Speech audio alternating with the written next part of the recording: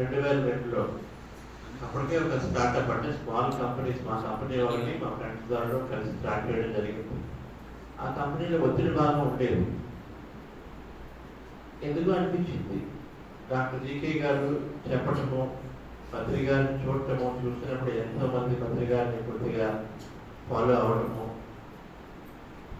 ఇంట్లో family members అందరూ చేస్తున్నారు, నేను చేస్తున్నాను వెళ్తున్నాను ఒక పద్ధతిగా రెగ్యులర్గా లేదు అప్పటికి.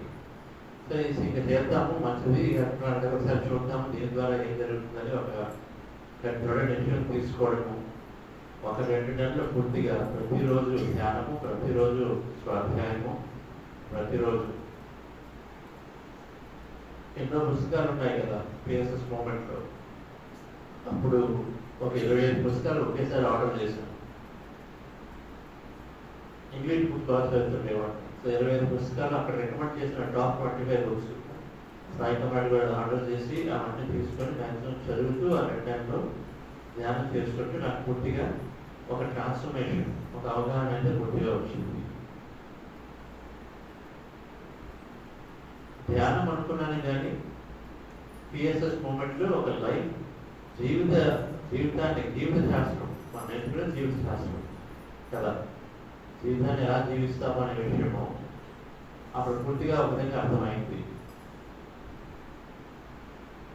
దానివల్ల ఏంటి అంటే నా ఒత్తిడి పూర్తిగా తగ్గిపోవడం, రోజుకి 16 గంటల వర్క్ చేయాలంటే ఐటీలో, కంప్యూటర్ సైన్స్లో, సో ఒత్తిడి పూర్తిగా తగ్గింది. అదే ఏదైతే మరి చాలా ఒత్తిడిగా కష్టపడుతూ చేసేవాడిని, ఎందుకంటే బాగా కష్టపడడం అలవాటు. అప్పాజీ గారి ద్వారా, అప్పాజీ గారు గొప్పగా కష్టపడేవారు. మీరు ఎంతమంది అప్పాజీ గారిని కలిశారు ఇక్కడ? ఎంతమంది అప్పాజీ గారు కష్టపడుతూ చేయడం చూశారు? తక్కువ మంది, ఎందుకంటే మీరు చివరిలో కలిశారు. ఎంతైనా కష్టపడేవారు ఆయన, ఏదైనా పట్టుకుంటే దేన్ని వదలకుండా చేసేవారు. సో అది అలా వచ్చింది, కష్టపడుతూ చేయడం జరిగింది. కానీ 16 గంటలు ఒత్తిడిగా ఫీల్ అవడం, అది ధ్యానం తర్వాత ఆ ఒత్తిడి పూర్తిగా పోయింది. అదే 16 గంటలు చేస్తున్నాము, కానీ ఎంతో శక్తితో ఉదయం నుంచి రాత్రి వరకు చేయడం జరుగుతూ వచ్చింది. రెండోది ఏం జరిగింది, ఆఫీస్లో ఉన్నటువంటి మన కొలీగ్స్ ఎవరైతే ఉంటారో వాళ్ళందరికీ కూడా చక్కటి మన సంబంధం ఏర్పడింది. అంతకుముందు వీళ్ళు మనతో సరిగ్గా మాట్లాడట్లేదు, వాళ్ళు బయాస్గా ఉండేవారు ఎప్పుడు ఉంటారు కదా ఆఫీస్లో. మేనేజర్లు ఎప్పుడు కూడా మనతో సరిగ్గా ఉండరు, వాళ్ళు ఎవరికో ఫేవర్స్ చూపిస్తారు, అది ఇది అంటే ఎవరు కంప్లైంట్ ఉంటాయి. అలాంటివన్నీ కూడా పోయాయి. ఇక్కడ ఎంతమంది ఉన్నారండి ఉద్యోగస్తులు కానీ వ్యాపారవేత్తలు కానీ? ఓకే, సో అవన్నీ పోయాయి. అదే ఆఫీస్లోకి వెళ్ళడానికి చాలా బాగుంది. అంతకుముందు వీళ్ళు సరిగ్గా కోఆపరేట్ చేయట్లేదు, అలాంటివన్నీ కూడా పోకుండా చక్కగా ఇప్పుడు బాగుంది. ఇంకేముంది, ఒత్తిడి తగ్గిపోయి ఆఫీస్కి వెళ్ళడానికి బాగుంది. ఏ కంప్లైంట్లు అనేవి అక్కడ అంతగా లేకుండా. 3, నేను బయటికి వెళ్ళి క్లయింట్లు అంటారు కదా బిజినెస్ రావడం కోసం, ఎవరితో మాట్లాడినప్పుడు మనకు అనుగుణంగా అన్ని పనులు జరుగుతున్నాయి, అంటే ఆలోచన విధానం అంతా పనులు జరిగింది. 4, నాకు ఒక చెవులు పట్టేస్తుండేది ఫ్లైట్లు తీసుకుంటే, విమానాలు ఎక్కినప్పుడు, ఫ్లైట్ దిగినప్పుడు ఐస్ పట్టడము, పెయిన్ రావటము, దాని నుంచి నేను భయపడుతూ మళ్ళీ నెక్స్ట్ ఫ్లైట్లు ఎక్కాలంటే కొద్దిగా ఇబ్బందిగా ఫీల్ అవుతూ, అది నా ఉద్యోగానికి కూడా కట్టొచ్చేది నేను ట్రావెల్ చేయాలంటే. అది 4 నెలల తర్వాత ధ్యానం చేస్తూ తెలియకుండానే ఎప్పుడు ఒక 6 సంవత్సరాల నుంచి దాన్ని ఇబ్బంది పడుతూ ఉన్నాను కదా, అటువంటిది తెలియకుండానే సాల్వ్ అయిపోయింది 4 నెలల్లో. సో అప్పుడు ఎన్ని అనుభవాలు 4 నెలల్లోనే రావడం, అంటే అంత బెనిఫిట్స్ దానితో అర్థమైంది. దీంట్లో చాలా పవర్ ఉంది. ఎందుకంటే నేను చెప్పినటువంటి హెల్త్ కండిషన్ అమెరికాలో అప్పట్లో ఉండేవాడిని. ఎంతమంది డాక్టర్లు తిరిగినా ఎవరు కూడా ఇది సాల్వ్ అవ్వదు, లైఫ్ లాంగ్ ఉంటుంది అన్నది మారింది. సో ఎక్స్పర్ట్స్ చెప్పింది మారటము. అలాగే నేను ఆఫీస్లో ఒక 3 సంవత్సరాలు ఇలాగే ఉన్నాను వీళ్ళు అనుకున్న వాళ్ళు మారటము, అంటే వాళ్ళు మారలేదు, నేను మారిన తర్వాత తెలిసింది. నా ఆలోచన విధానం అనేది, నా బాడీ మారుతూ ఉంది. ఓకే, సో ఇవన్నీ జరిగేసరికి ఇది బాగుంది, దీన్ని ఖచ్చితంగా మనము 10 మందికి చేర్చాలి అని ఒక దృఢ నిశ్చయం అప్పుడే అనిపించింది. మనం చేస్తే బాగుంటుంది. అయితే అప్పటికి డాక్టర్ జీకే గారు ఆల్రెడీ ఎంతైనా తిరుగుతున్నారు, సేవ చేస్తున్నారు. ఓకే, అప్పుడు చేస్తూ ఉండొచ్చు, నేను వాళ్ళకి తెలియదు అప్పట్లో, ఎందుకంటే బెంగళూరులో ఉండేవాడు. కానీ మేము జీకేగా చేయటము ఆ స్ఫూర్తితో సరే నేను కూడా ఇది చేయవచ్చు అనుకోండి, మనం ఏదైనా అనుకుంటే మన ఎదురుగా మనకి అవకాశం వస్తుంది. సో ఆ విధంగా అవకాశం వచ్చింది పిరమిడ్ వ్యాలీ ఇంటర్నేషనల్ అని చెప్పేసి బెంగళూరులో. మనకి పిఎస్ఎస్ మూవ్మెంట్కి ఇంటర్నేషనల్ హెడ్ క్వార్టర్స్. అక్కడ ఆ పిరమిడ్ వ్యాలీ ఇంటర్నేషనల్ ఎంతమంది వెళ్ళారు ఇక్కడ నుంచి పిరమిడ్ వ్యాలీకి? చాలా మంది ఉన్నారు, 15-20%. ఆ ఇంటర్నేషనల్ హెడ్ క్వార్టర్స్ అనేటువంటి అద్భుతమైన ఈ మెడిటేషన్ సెంటర్కి ఒక ట్రస్టీగా ఉండడానికి అవకాశం రావటము, వెంటనే దాన్ని నేను టేకప్ చేయటము, ఏం జరుగుతుందో తర్వాత కొంత అడిగారు మనం చేస్తాము. చాలాసార్లు మనం పూర్తిగా మైండ్లో నేను చేయగలనా చేయలేనా, నాకు టైం లేదు, అది ఇది అది అనుకుంటూ ఆలోచిస్తూ మనం ఒక అవకాశాన్ని తీసుకోము. కానీ ఒక ధైర్యంగా తీసుకుంటే దాని నుంచి ఎంతైనా అద్భుతాలు జరుగుతాయి. ఎస్పెషల్లీ ధ్యాన సేవకు సంబంధించిన కార్యక్రమాలు పట్టుకుంటే. ఇప్పుడు తెలియకపోవచ్చు, వాటిని రిజల్ట్ తెలియదు, నాకు కూడా తెలియదు. అయితే నేనైతే ఓకే నేను చేస్తాను అన్నాను. నాకు చాలా చాలా చాలా చాలా బిజీగా ఉండేది స్కెడ్యూల్, అయినా నేను ట్రస్టీగా ఉంటానని ముందు దొంగడం జరిగింది. ఎందుకు? నేను చూస్తూనే ఉన్నాను, ఎప్పుడైతే మనము ఒక మాస్టర్ సాన్నిధ్యంలో ఉంటామో మనం ఎంతైనా నేర్చుకోవచ్చు.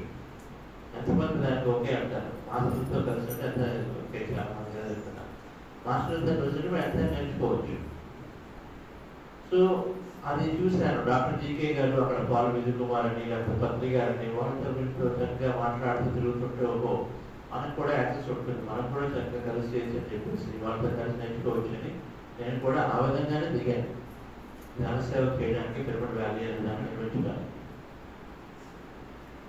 అయితే దిగిన తర్వాత ఎంతైనా నేర్చుకోవడం జరిగింది. ఎన్నో కాన్సెప్ట్ పత్రికని ప్రతి నెలకు ఒకసారి, ప్రతి 6 వారాలకు ఒకసారి రావడం జరుగుతూ ఎన్నో విషయాలు నేర్చుకుంటూ, ముఖ్యంగా సంకల్ప శక్తి గురించి, అలాగే ఏదైనా కూడా ఒక అంగీకార భావంలో రావడం గురించి, ధైర్యంగా ఏదైనా దూకడం గురించి, ఏదైనా చేయడానికి ముందుగా ధైర్యంగా వెళ్ళడం గురించి, ఎన్నో రకాల విషయాలు మనం వాటిని చూస్తున్నప్పుడు, వాటిని చేస్తున్నప్పుడు అక్కడ ఏ విధంగా వేరే చూసుకొని నేర్చుకోవడం జరిగింది.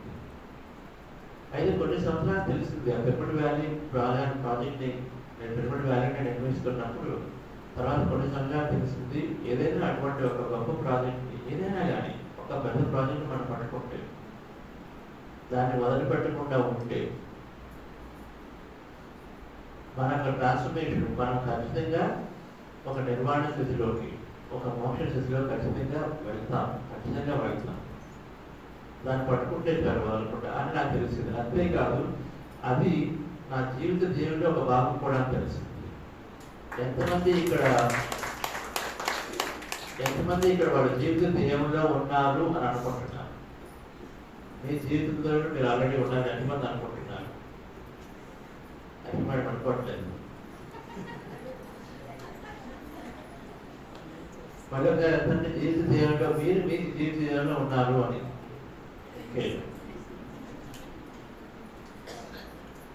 సార్ మీ జీవిత ధ్యేయం ఏమనుకుంటున్నారు మీరు?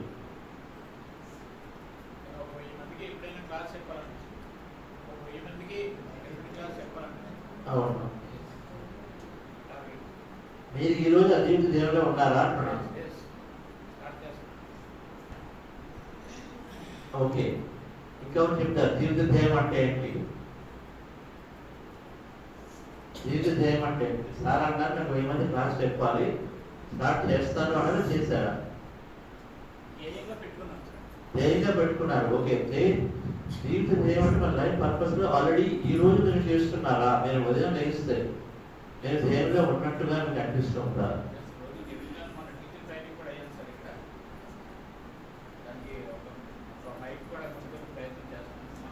ట్రైనింగ్ ఇస్తున్నాం సార్.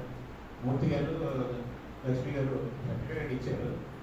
సో అది స్కూల్కి ఏమి చెప్తారని స్టార్ట్ చేస్తాం సార్. ఇప్పుడు క్లాసులు కలుపుకొని నేను వెళ్ళి నేనున్న ఏరియాలో ముందు ఐడెంటిఫై చేద్దారని స్టార్ట్ చేద్దారని ప్రయత్నం చేస్తాను.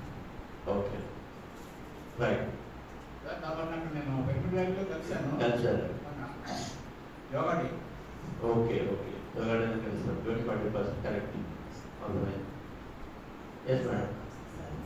నేను ఎప్పుడైతే ధ్యానంలోకి వచ్చానో జీకే సార్ మాకు చెప్పింది ఏంటంటే మీరు ధ్యానంలోకి వచ్చారు, మీ విజన్ ఏంటో మీకు తెలిసిపోయింది. ధ్యాన ప్రకారంగా ఇంట్లో కుటుంబం చూస్తూ మీరు ఎక్కడికి ఏది చేయాలో మీ టాలెంట్ మీ ఎలాంటి మీకు తెలుస్తుంది. ఆ విధంగా మీరు నడుచుకోండి అన్నారు. అప్పటి నుంచి ఇప్పుడు దాకా అలాగే నడుచుకుంటున్నామండి. ఎక్కడికైనా వెళ్ళాలన్నా ఒకదాన్ని వెళ్ళిపోతానండి. వీళ్ళ తోడు ఆ తోడు అని ఉండదండి. బెంగళూరు కూడా ఒకదాన్ని వస్తారండి. హైదరాబాద్ రావాలన్నా ఎక్కడన్నా వెళ్ళాలన్నా ఒకదాన్ని ఆ ప్రయాణం అలా సాగుతున్నాం. చాలా ఆనందం. ఎంతైతే మనం ఎప్పుడైతే ఒక అడుగు ముందేసామో దాని ప్రకారంగా మాకు గురువులు కూడా అనుసరించి జనరల్లో వెళ్ళిపోతానండి. నేను వెళ్ళిపోయినా అక్కడ సీట్ రెడీగా ఉంటుందండి. అంటే వ్యాసెస్ అలాగా నన్ను సమకూరుస్తారండి. ప్రతి దానికి కూడా మనకున్న దాంట్లోనూ ₹1 ఉన్నదంటే 10 పైసలు ధ్యానానికి ఇచ్చి ముందు 90 పైసలు కుటుంబ పరంగా చూసుకోవడం, మన గురించి మనం చూసుకోవడం చేయాలి. అది అలా చేస్తేనే ధ్యానులు అవుతారండి. అంతేగాని మొత్తం పూర్తిగా ఎప్పుడో చేద్దామంటే అవ్వదు. మనం ఉండే పరిధిని చూసి ఆ పరిధిలోనే ఏంటంటే మనం దేనికి ఏది పెట్టాలో అది పెడుతూ ముందుకెళ్తూ ధ్యానం చేస్తూ మనం ధ్యానపరంగా కొంత ఖర్చు పెడుతూ వెళ్తూ ఉంటేనే మనకి అప్పుడు దైవ కుటుంబంగా ఒక దేవతగా తయారవుతారండి. Okay, thank you. జీవిత ధ్యేయం అంటే ఏంటి కావాలి? నేను మీ జీవిత ధ్యేయంలో ఉన్నాను చేసి పెట్టారు కదా చాలా మంది వాళ్ళు మాట్లాడారు. ఏ విధంగా ఎందుకు అనుకుంటున్నారు మీరు జీవిత ధ్యేయంలో ఉన్నారు అని? ఫ్యామిలీ అనేది ఉంటుంది కదా, సో అదేంటంటే లిమిటెడ్. మన సిబ్లింగ్స్ తర్వాత వాట్ ఎవర్ ఎక్స్పాన్షన్ తెలిసి గ్రాండ్ పేరెంట్స్ గ్రాండ్ అంతవరకే ఉంటుంది. కానీ ఒక ఆధ్యాత్మిక కుటుంబం అన్నది చూస్తే it's horizon is very vast. So ఒక గ్రూప్ లివింగ్లో అంటే అందరం వచ్చిన తర్వాత భూమి మీద పుట్టిన తర్వాత తెలుసో తెలియకో ఒక సొసైటీతో అసోసియేట్ అయి ఉంటాం కదా. అంటే చాలా సర్వీసెస్ దాని నుంచి పొందుతూ ఉంటాం, స్కూల్ నుంచి హాస్పిటల్ నుంచి అలా. సో ఒక ఆధ్యాత్మిక దీనిలో ఆ గ్రూప్తో అసోసియేట్ అయ్యి ఉండడం అన్నది ఉత్తమమైంది అని నాకు అనిపించింది. తెలియకుండానే చిన్నప్పటి నుంచి అలా డిఫరెంట్ స్కూల్స్లో అసోసియేట్ అవ్వడం జరిగింది. So I'm happy that I'm in a protective zone and with good family wherever I am. Okay, జీవిత ధ్యేయం అంటే ఈ రోజు మనం చనిపోవడానికి ఎంతమంది సిద్ధంగా ఉంటారు? నేను నా జీవితంలో చేయాల్సింది చనిపోవడానికి సిద్ధం అంటే నాకు అది చనిపోవడం కాదు. నేను చేయాల్సింది చేశాను, ఓకే నేను వెళ్ళిపోయినా నో ప్రాబ్లం అని ఎంతమందికి అనిపిస్తుంది. ఆ స్థితిలోకి రావాలి. మనం ఎప్పుడైతే తెలుసుకుంటామో తెలుసుకున్న తర్వాత నేను ఈ రోజు చేయాల్సింది చేశాను, ఎంతవరకు నేను ఈరోజు చనిపోయినా నో ప్రాబ్లం, బికాజ్ నేను ఆల్రెడీ ఎంత చేశానో అంత చేస్తూనే ఉన్నాను అన్న స్థితిలో ఉంటే జీవితంలో ఉన్నట్టు ఆ ఫీలింగ్ ఉండాలి. రేపు పొద్దున మనం బెడ్ నుంచి లేకపోతే బట్ పడుకోవడానికి వెళ్ళినప్పుడు హ్యాపీగా వెళ్తాం.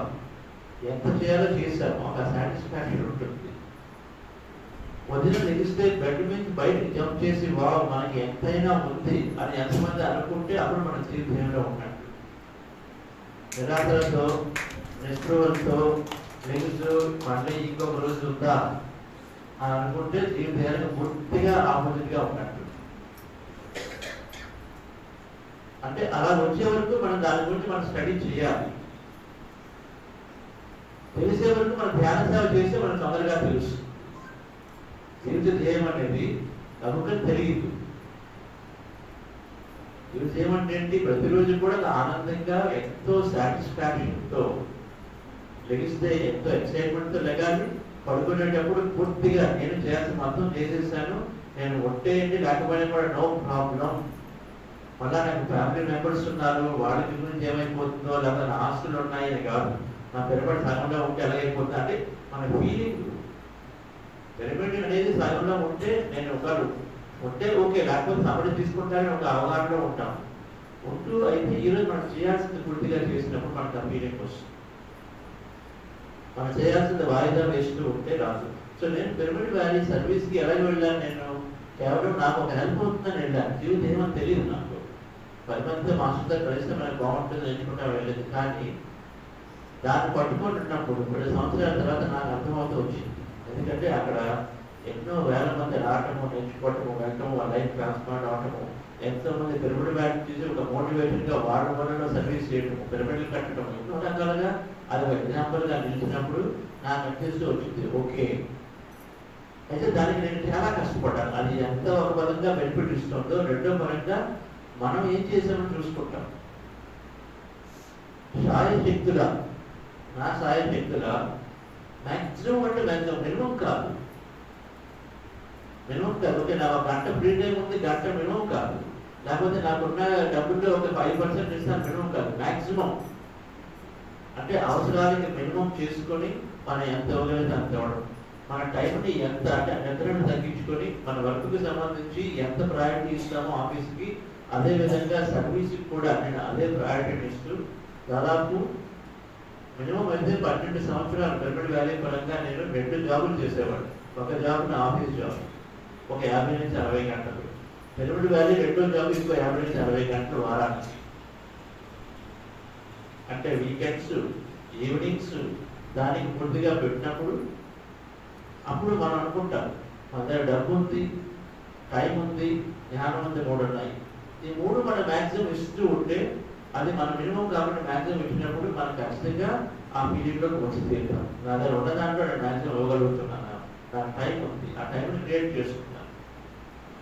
సినిమాలు కట్ చేసుకొని లేకపోతే ఇంకోటి కట్ చేసుకొని మ్యాక్సిమం టైం పిరమిడ్ సేవకి అవసరాలకు మించింది ఏది ఉన్నా కూడా డబ్బుని మ్యాక్సిమం ఆ డొనేషన్ అదే అప్పులు తీసుకుని వచ్చి అప్పట్లో చూసాం. పాలు విజయ్ కుమార్ గారు, డాక్టర్ జేకే గారు ఎప్పుడు అప్పులు తీసుకొని పని చేస్తున్నారు. ఆ విధంగానే తీసుకొని చేయటం. మనం పర్సనల్గా అప్పులు తీసుకుంటున్నాం కదా, తీసుకుంటున్నాము.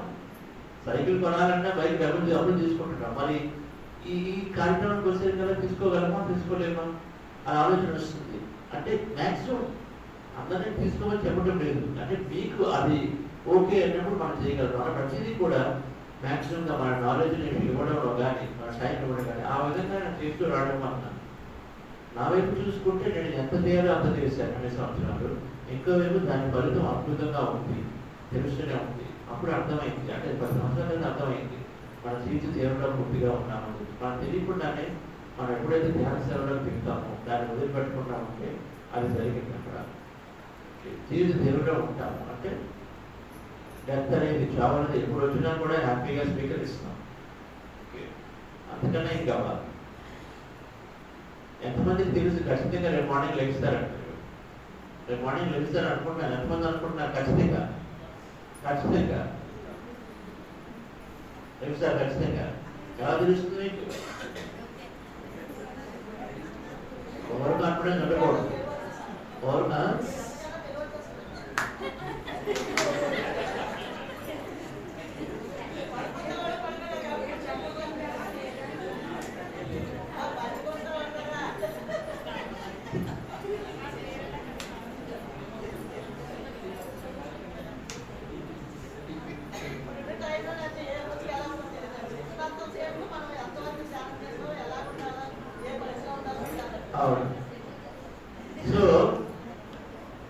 పిరమిడ్ వ్యాలీలో 10 సంవత్సరాల తర్వాత నాకు అర్థమైంది, ఎప్పుడైతే మనం ఏదైనా పట్టుకొని ఉన్నప్పుడు దాన్ని వదలకుండా ఉంటే.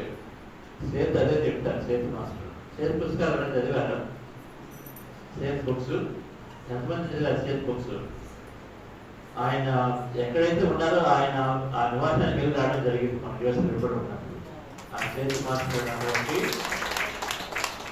15 సంవత్సరాల ఛానలింగ్ జరిగింది. ఆయన ఏ అపార్ట్మెంట్లో ఆయన చేస్తారో ఆ అపార్ట్మెంట్కి మొన్న ఈ యూఎస్లో కూడా వెళ్ళి వచ్చాం. చాలా అద్భుతమైన అరేంజెస్ ఉన్నాయి. జేన్ రాబర్ట్స్ హోమ్కి మాస్టర్ ఛానల్ రాసింది, జేన్ రాబర్ట్స్ ఆమె రాసింది. చేతికి ఆయన ఆమె ద్వారా వచ్చి మాస్టర్ మొత్తం నాలెడ్జ్ ఇవ్వడం జరిగింది. సో మాస్టర్ దగ్గరికి వెళ్తే అంత ఎనర్జీ. సేత్ ఏమంటారు? మనం ఒక బలమైన లక్ష్యాన్ని తీసుకుంటే, మనం ఖచ్చితంగా జీవితంలో మన నిర్మాణ స్థితిలోకి వెళ్తాము. మనం ఖచ్చితంగా మన ట్రాన్స్ఫర్మేషన్ జరుగుతుంది అంటారు. బలమైన లక్ష్యాన్ని తీసుకోవాలి. ఒక బలమైన లక్ష్యం ఆధారంగా, బలమైన లక్ష్యం అంటే ఏదైనా అనుకోండి, మన శక్తికి మించింది ఒకటి మనం తీసుకోవాలి. ఇప్పుడు నరేంద్ర మోడీ గారు ఇండియా ప్రైమ్ మినిస్టర్ అవ్వాలనుకున్నారు. ఆయన ఎక్కడి నుంచి వచ్చారు? ఒక బలమైన లక్ష్యం. ఓకే, ధ్యాన మార్గంలో ఉన్నప్పుడు మన ధ్యాన మార్గంలో బలమైన లక్ష్యం తీసుకుంటే దానికి పరాకాష్ఠలోకి వెళ్తాం ఖచ్చితంగా. కానీ బలమైన లక్ష్యం తీసుకోవాలి. ఎంతమంది తీసుకున్నారు ఇక్కడ? బలమైన లక్ష్యం పట్టుకున్నారు, పట్టుకోవాలి. నేను చేసిన యూట్యూబ్ ఛానల్ ద్వారా ఒక 10 మిలియన్ పీపుల్కి నేను ధ్యానం అందిస్తున్నాను. ఒక లక్ష్యం, దాన్ని పట్టుకోవాలి, దానికి సంబంధించి చేయాలి. ఈ బ్రహ్మాండ పిరమిడ్ ద్వారా 10 లక్షల మందికి ధ్యానం చేసి నేర్పిస్తాము. పట్టుకోవాలి, దాన్ని వదలకుండా చేయాలి, ప్రతిరోజు చేయాలి. కొన్ని రోజులు బాగా కిందకు ఉంటుంది, కొన్ని రోజులు పైకి ఉంటుంది, అవునా కదా? అయినా కూడా వదిలిపెట్టకూడదు. బాగున్నప్పుడు ఉండి బాగులేనప్పుడు అక్కడ వదిలిపెట్టి చేయడం కాదు. పిరమిడ్ వ్యాలీలో కూడా అదే జరిగింది. ఎందుకంటే కొన్ని సంవత్సరాల మధ్యలో అయితే పిరమిడ్ 2 సంవత్సరాలు కనీసం కొంత డొనేషన్ రాకుండా ఒక ట్రస్టీలో ఒక సమన్వయంతో లేకపోవడం వల్ల 2 సంవత్సరాలు డెవలప్మెంటే జరగలేదు. రూఫ్ కొద్దిగా వచ్చింది, అక్కడ ఆగిపోయింది 2 years. ఫండింగ్ లేదు, ఒక ట్రస్టీస్లో ఒక సరైన అండర్స్టాండింగ్ లేదు. ఆగిపోతే నాకు అనిపించింది, ఏంటి వెళ్తున్నాము వస్తున్నాం పిరమిడ్ వ్యాలీకి మీటింగ్లు జరుగుతున్నాయి కానీ డెవలప్మెంట్ లేదు, ఎందుకు ఇక్కడ ఉండాలి అనిపించింది. రిజైన్ చేద్దాం అనుకున్నా. ఓకే, చాలాసార్లు వస్తుంది కదా, ఏదైనా మన బిజినెస్ అనుకుని జరగకపోయినా ఏదైనా అనుకుని జరగకపోతే మనం వదిలేస్తాం. మంత్రి గారు అన్నారు, నువ్వు వదిలేసారనుకుంటే అప్పుడైతే అలా కాదు నాయన నువ్వు ఉంటే అంటే జరుగుతాయి అన్నారు. ఓకే, ఇంకోసారి ఇలాగే ఇంకో ఇష్యూ వచ్చింది 2010లో, అప్పుడు వదిలేస్తాను. మూడోసారి ఇంకోసారి వచ్చింది. ఒకసారి పిలిచి నువ్వు వదిలేస్తా అంటే నీలాగా అనుకుంటే నేను కనీసం ఒక 20 సార్లు 30 సార్లు 100 సార్లు ఎప్పుడో వదిలేసి ఉండేవాడు. నేను బిఎస్ఎస్ మూమెంట్ని అలా వదిలేయడం అనేది కాదు, పట్టుకుంటే పట్టుకొని ఉండాలి. ప్రాబ్లం వచ్చింది కదా వెళ్ళిపోవడం కాదు సమస్య. ఇక్కడ సమస్యలు కాదు, ఇక్కడ మనం వాలంటీర్ టైం ఇస్తున్నాం, సేవ కోసం వస్తున్నాం, అక్కడ అనుకున్నట్టు జరగట్లేదు. కానీ ఆ లక్ష్యం కరెక్ట్ అయినప్పుడు మనం ఖచ్చితంగా దాన్ని పట్టుకొని ఉంటే మన ట్రాన్స్ఫర్మేషన్ జరుగుతుంది, మన జీవితంలోకి వెళ్తాము, మనం ఎంతో సాటిస్ఫైడ్గా ఉంటాం, మనం అనుకునేదాన్ని జరుగుతూ ఉంటుంది, ఎవ్రీథింగ్ అవుతూ ఉంటుంది. ఆ బలమైన లక్ష్యం పట్టుకోవాలి, దాన్ని వదులుకుంటాను. సో పిరమిడ్ వ్యాలీ విషయంలో నాకు జరిగింది అదే. దాన్ని ఎన్నోసార్లు ఎన్నో రకాలుగా పాలిటిక్స్గా కానీ టైం లేక టైం ప్రెషర్, చాలా మంది నాకు బిజీ అయిపోయింది టైం లేదంటే కఠిన వెనక్కి వెళ్ళిపోతాను ఆ టైంలో. కానీ అటువంటి స్క్వీజింగ్ టైంలో ఉన్నప్పుడు కూడా నేను పట్టుకొని ఉండడం వల్ల ఎంతో అద్భుతమైన మేలే జరిగింది, పర్సనల్గా కూడా చూసుకుంటే. సో పిరమిడ్ వ్యాలీ అలా జీవిత దేవులో అనిపించింది. తర్వాత కంటిన్యూ చేస్తున్నాడు రోజు పత్రికాలను. మేము కార్పొరేట్ సంస్థలో చేస్తున్నాం కాబట్టి మనం అందరికీ వృధా CEO అని చెప్పేసి ఈ లేడీస్కి మనం ధ్యానం చెప్పాలి. సో లేడీస్ ధ్యానం చెప్తే లేడీస్కి దగ్గర ఏముంటాయండి? నాయకుల దగ్గర ఏముంటుంది? ఎన్నో వనరులు ఉంటాయి, రిసోర్స్ ఉంటాయి. నాయకుల దగ్గర ఎంతైనా నాలెడ్జ్ ఉంటుంది, అన్ని రిసోర్స్ అన్నీ ఉంటాయి. నాయకులు అంటే కంపెనీలు కానీ ఆర్గనైజేషన్ కానీ ఏముంటుంది? వాళ్ళు ఎంతమంది పీపుల్ ఉంటారు వాళ్ళ చుట్టూ, అంతే కదా. సో మనుషులు ఉంటారు, ఉండొచ్చు, ఎన్నో రకాల రిసోర్సెస్ ఉంటాయి, ఎంతో అవగాహన ఉంటుంది. కాబట్టి వాళ్ళు ధ్యానంలో అయితే ఆ సొసైటీలో తొందరగా ధ్యానం వెళ్తుంది. కాబట్టి మనము ఈ నాయకుడికి బుద్ధాశివుని యొక్క మార్గంతో చేద్దామని చెప్పేసి ఒక వర్క్షాప్ చేసి చెప్పారు. 2015లో చేశాము తిరుమలలో. అది మెల్లగా 2020కి ఒక ఆర్గనైజేషన్గా బుద్ధా CEO క్వాంటమ్ ఫౌండేషన్ ఆర్గనైజేషన్గా రిజిస్టర్ చేసి 2020 నుంచి కూడా నేను కూడా 2019లో పూర్తిగా ఫుల్ టైం రాజీనామా చేసి జాబ్కి, దీంట్లో అప్పటి నుంచి కూడా పూర్తిగా ఫుల్ టైంలో ఈ బుద్ధా CEO ద్వారా ప్రపంచవ్యాప్తంగా ఎంతైనా అద్భుతంగా మనం ప్రాసెస్ చేస్తున్నాం. ముఖ్యంగా అఫ్కోర్స్ ఇండియాలో ప్రపంచంగా ఎన్నో కంట్రీలో. నాకు మొదటి జీవిత ధ్యేయం పిరమిడ్ వ్యాలీ. దాని ముందు జీవిత ధ్యేయం నా కంపెనీ. దాంట్లో 14 సంవత్సరాలు చేస్తూ ఏ రోజు కూడా ఇది వస్తుందా పోతుందా లేదా అని కాకుండా దాని మీద నమ్మకంతో చేస్తూ ఉంటే కంపెనీ సక్సెస్ అయింది. అదే టైంలో ప్యారల్గా పిరమిడ్ వ్యాలీ కూడా చేస్తూ మధ్యలో ఎన్ని ఒడిదుడుకులున్నా దాన్ని కంటిన్యూ చేయడం జరుగుతూ వచ్చింది. సో అది జీవిత ధ్యేయంలో భాగమే. దాని తర్వాత ఈరోజు బుద్ధాశ్రీ క్వాంటమ్ ఫౌండేషన్ జీవిత ధ్యేయంలో భాగమే. ఈ మధ్యలో మెడిటేషన్కి సంబంధించి ఒక కంపెనీని పెట్టాము. మళ్ళీ కార్పొరేట్ రంగంలో ఎలా ఎంతైనా ప్రపంచం మొత్తం చేయడానికి నాన్ జరుగుతున్నా అది నా జీవిత ధ్యేయంలో భాగమే. ఇక్కడ బ్రహ్మర్షి పిరమిడ్ ఇక్కడ కట్టడం ఒక జీవిత ధ్యేయంలో భాగమే. మన జీవిత ధ్యేయంలో ఎన్నో ఉంటాయి. ఇది ఎప్పుడు కొన్ని ధ్యానానికి సంబంధించి ఉంటాయి కాదు. ధ్యానం ఒకటే జీవిత ధ్యేయం అని కాదు. మనకి అక్కడ ఏది స్ట్రాంగ్గా అనిపిస్తే చేయడం ద్వారా మనకి ఎంతైనా సాటిస్ఫాక్షన్ కలుగుతూ ఉంటుంది. ధ్యానం వచ్చిన వాడికి ధ్యానానికి సంబంధించి కూడా ఖచ్చితంగా ఉంటుంది, పెరుగుతుంది నేను దేవుడు, అది తెలుసుకోవాలి తెలుసుకోగా ఏదో ఒకటి ఉంటుంది. మనకి తెలిసినటువంటి ప్రత్యేక గుణం ఏదైతే మనకు ఉందో దాన్ని వాడుకుంటూ మనం ఆ ధ్యాన సేవను అందిస్తే, మనకు ప్రత్యేక గుణం ఏదైతే ఉందో దాన్ని వాడుకుంటూ మనకి ఏది చేయాలనుకుంటున్నామో దాన్ని చేస్తే అది మన జీవితం అవుతుంది.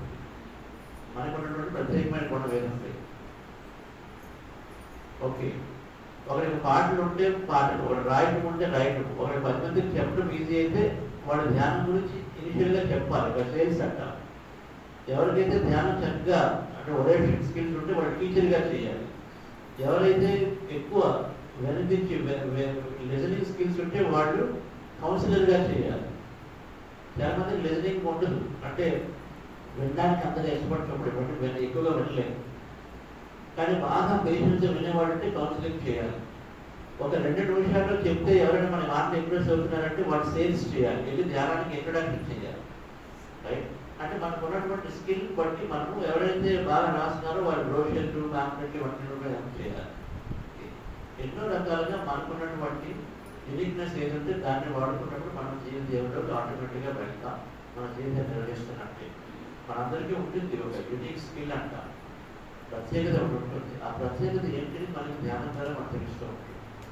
ఆ ప్రత్యేకత ఏంటి, దాన్ని నేను ధ్యాన సేవకు ఏ విధంగా ఇస్తాను, నా ప్రత్యేకత ఏంటి, దాన్ని నేను మా కంపెనీలో ఏ విధంగా ఇస్తాను, మా కుటుంబంలో దాన్ని ఏ విధంగా ఇస్తాను అని ఒకసారి చూసుకుంటే ఆటోమేటిక్గా మన జీవితంలోకి వెళ్తాం.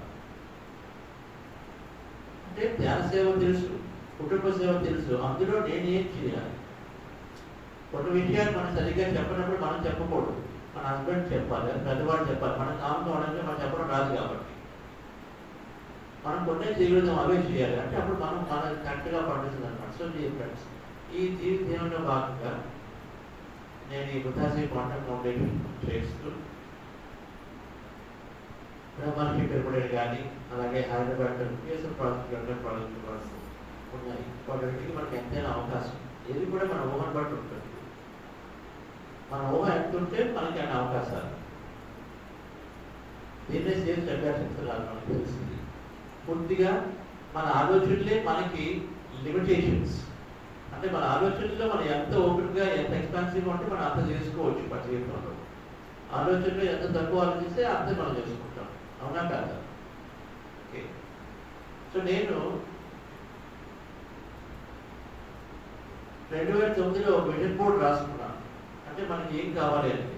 అందులో అప్పుడు అనుకున్నాను నేను 100 మెగా పిరమిడ్లకి కాంట్రిబ్యూట్ చేయాలని అక్కడ రాసుకున్నాను. అప్పట్లో పిరమిడ్ వ్యాలీకి 1000 మంది రోజుకి రావాలని రాసుకున్నాను. ఆ 100 మెగా పిరమిడ్ అనుకున్నాం కాబట్టి దానికి సరిపడా ఆ పిరమిడ్ వ్యాలీ అనుభవం, దాని నుంచి హైదరాబాద్ పిరమిడ్కి, దాని నుంచి వెల్లూరులో మెగా పిరమిడ్కి, ప్రతి చోట కూడా ఈరోజు ఒమేగా పిరమిడ్ అని చెప్పేసి డాలస్లో చేసేదానికి మనకు ఒక అవకాశం. మనకు ఉన్నటువంటి నాలెడ్జ్ని కానీ దేనిని కాంట్రిబ్యూట్ చేయడానికి మనం ఆటోమేటిక్గా అక్కడ టీమ్ మెంబర్గా అవడానికి అవకాశం వస్తుంది అనుకుంటున్నాం. కాబట్టి అప్పట్లో అనుకున్నాను మెడిటేషన్కి సంబంధించి టెక్నాలజీ క్రియేట్ చేయాలి, ఖచ్చితంగా ఇది ప్రపంచం అంతా వెళ్ళాలని టెక్నాలజీ క్రియేట్ చేయాలి అనుకున్నాను. ఎప్పుడు అనుకున్నాను? 10 సంవత్సరాల క్రితం అనుకున్నాను. అది ఇప్పుడు వచ్చింది. ఆ టెక్నాలజీ క్రియేట్ చేయడానికి అన్ని రకాల సదుపాయం అయింది. కాబట్టి ఈ రోజు దాని దృష్టి అంటే అనుకుని ఖచ్చితంగా మనం దాని మీద దృష్టి పెడితే సమయంతో సంబంధం లేకుండా మన జీవితంలో ఖచ్చితంగా వస్తాయి. వేరే మేనిఫెస్టేషన్ అంటాం. అంటే మనకి ఏదైనా కావాల్సి అనుకుని దేవుడిని అనుకొని ఒక 4 రోజుల్లో 2 నెలల్లో 3 నెలలు రాకపోతే వదిలేయడం కాదు. అది శాస్త్రపరంగా మనకి నిజంగా శాస్త్రం తెలిస్తే మనం అనుకున్నది లక్ష్యాలు అనుకున్నది నిజంగా దాని కానీ ఒక బలమైనటువంటి ఫోర్స్తో కానీ మనం ఏమంటారు సంకల్పం అంటాం, దాంతో ఎప్పుడు మన దృష్టిలో ఉంటే చాలు, అది ఖచ్చితంగా మన జీవితంలోకి వచ్చి తిరుగుతుంది. కాలానికి సంబంధం లేకుండా ఉండాలి, కాలం అనేది దృష్టిలో పెట్టుకోకుండా మనం చేయాల్సి చేస్తూ ఉంటే మన జీవితంలో మనం ఏమనుకుంటున్నామో అన్నీ ఖచ్చితంగా మనకు వస్తాయి. సో మేనిఫెస్టేషన్ సైన్స్ అనేది నేను పత్రికలను చూస్తూ నేర్చుకున్నాను. అండ్ అఫ్కోర్స్ అక్కడికి శక్తి చెప్పారు, కానీ ఎన్నోసార్లు అన్నాను. ఫర్ ఎగ్జాంపుల్ IFSS అనే సంస్థ స్టార్ట్ చేసింది. తిరుమల వ్యాలీకి వచ్చినప్పుడు అన్నారు మనము ఇంటర్నేషనల్ సదస్సులు చేయాలి అని చెప్పేసి ఎప్పుడు 2006లోనే అన్నారు. ఫైనల్గా ఎప్పుడు అయింది? 2008కి అయింది, 3 సంవత్సరాల తర్వాత అయింది. అలా అని చెప్పేసి ఆయన చెప్పడం అయితే చెప్తున్నారు. హైదరాబాద్లో ఒక పెద్ద పిరమిడ్ క్రియేట్ చేయాలని 2007లో పిరమిడ్ వ్యాలీ కంప్లీట్ అవ్వకపోతే అన్నారు మనం అక్కడ పెద్ద పిరమిడ్ కడతాము, అక్కడ పిరమిడ్ వస్తుంది, అక్కడ స్టార్ట్ చేయాలన్నారు. అలాగే ఆయన తొందరపడలేదు, కానీ అనడం మొదలుపెట్టారు. ప్రతిసారి మీటింగ్లో అంటూనే ఉన్నారు, చెప్తూనే ఉన్నారు దాని గురించి. మనం మన లక్ష్యం గురించి మనం ఏమనుకున్నాం దాని గురించి మన డిసిషన్ కలలు కంటామంటే అది అంటే ఒక టైం లేకుండా ఉన్నప్పుడు మన టైం పట్టించుకోకుండా ఉండగలిగితే ఆటోమేటిక్ అంటే దాని సమయాన్ని దాటడం అంటారు. ఉన్నప్పుడు మన కళలు కూడా ఖచ్చితంగా మనకి మన జీవితంలోకి వస్తాయి. ఆ విధంగానే హైదరాబాద్లో అద్భుతమైన పిరమిడ్ వచ్చింది మనకు తెలిసి.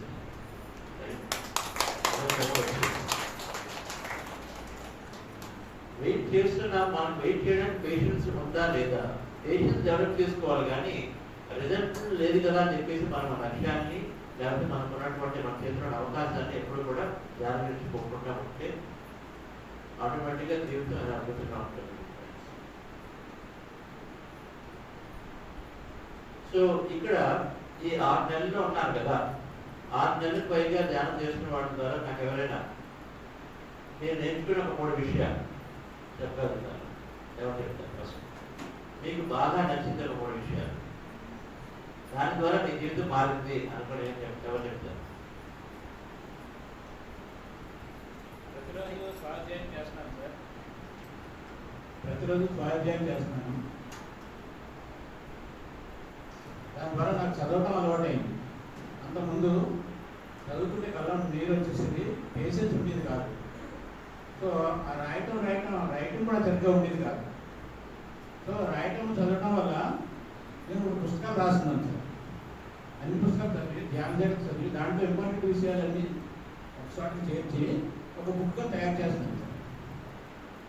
దాని ద్వారా నాకు స్వాధ్యాయం అనేది ఇంట్రెస్ట్గా జరిగిపోతూ ఉంటుంది. ఆ స్వాధ్యాయం నుంచి నేను బయటికి వెళ్ళి జ్ఞానాన్ని పంచాలని ఏం పెట్టుకున్నాను. తర్వాత ఆడియన్స్ వచ్చింది సార్, సబ్మిషన్ అనేది వచ్చింది, టీచర్స్ దగ్గర లెర్నింగ్ అనేది వచ్చింది సార్. నేను ఇలాగ మైక్ కూడా పట్టుకోలేకపోయేవాడిని. సో అలా లెర్న్ చేస్తూ డయాస్కి వెళ్తే ఆ సత్యవతి మేడం గారు 108 క్లాసులు పెట్టారు గతం దాకా. దాంట్లో ఇంచుమించు ఒక 50 క్లాసులు నేను అటెండ్ అయ్యాను సార్. ఇంటింటికి క్లాసులు పెట్టినప్పుడు తద్వారా ఆవిడే నేను చెప్పడం ప్రారంభించమన్నారు. నేను చెప్పడం 4-5 క్లాసులు చెప్పాను ఆవిడ గారు. అక్కడి నుంచి చెప్పడం కూడా అలవాటు అవుతుంది.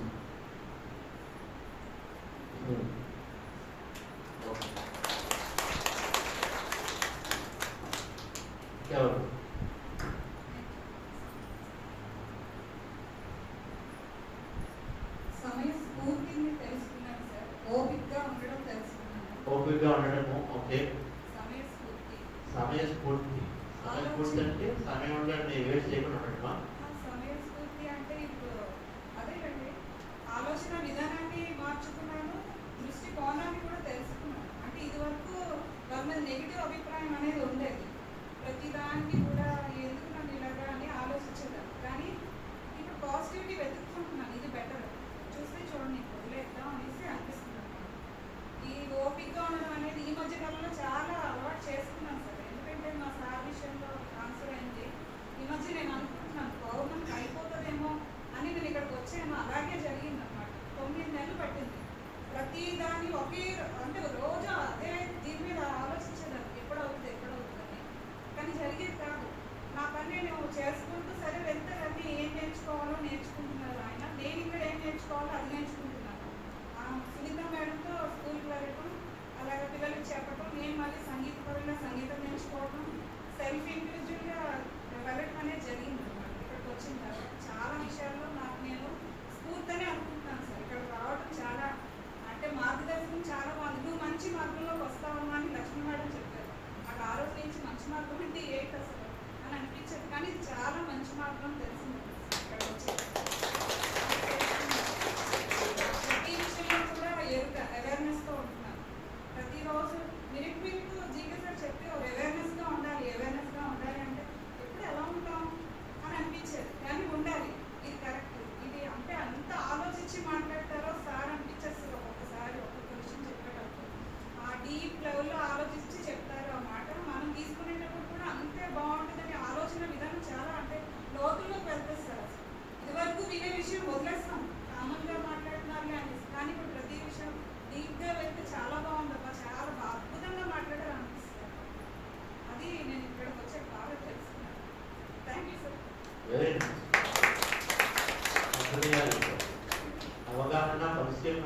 బాగా అవగాహన వస్తుంది, బలిసేపు వస్తుంది. అబ్జర్వేషన్ అనేది చాలా చక్కగా పెరుగుతూ ఉంటుంది. ఎక్కువ ధ్యానం చేస్తూ సాధన చేస్తున్నప్పుడు ప్రతిదాన్ని కూడా మనకు అబ్జర్వేషన్ ఉంటుంది, అవగాహన అనేది పెరుగుతుంది. అవగాహన అంటే ఒకే విషయాన్ని ఎన్నో రకాలుగా చూడటం. మొదట్లో మనకు తెలిసిన విధంగానే చూస్తాం, ఆ ధ్యానం వచ్చిన తర్వాత దాన్ని 10 రకాలుగా చూస్తాం. మనకు నచ్చినట్టుగా చూడటం మొదట్లో, తర్వాత వాళ్ళ పరంగా చూడటం, విషయం పరంగా చూడటం, అక్కడ ఏం మధ్యలో ఎవరుంటే వాళ్ళ పరంగా చూడటం, రకాలుగా చూస్తాం. ఇప్పుడు చూడటం ఒక 10 సంవత్సరాల పరంగా దీని పరంగా ఎటువంటి ఇంపాక్ట్ వస్తుంది అది చూడటం అన్నీ చూస్తాం. అవగాహన అంటే అండర్స్టాండింగ్ అనేది బాగా పెరుగుతూ ఉంటుంది. ఎన్నో రకాలుగా ఎన్నో మోడల్గా చూస్తాం. అప్పుడు సరైన దృక్పథంలో ఉండి సరైనటువంటి ఎంట్రీ తీసుకుంటాం. Very nice. ఇంకెవరు చెప్తారు?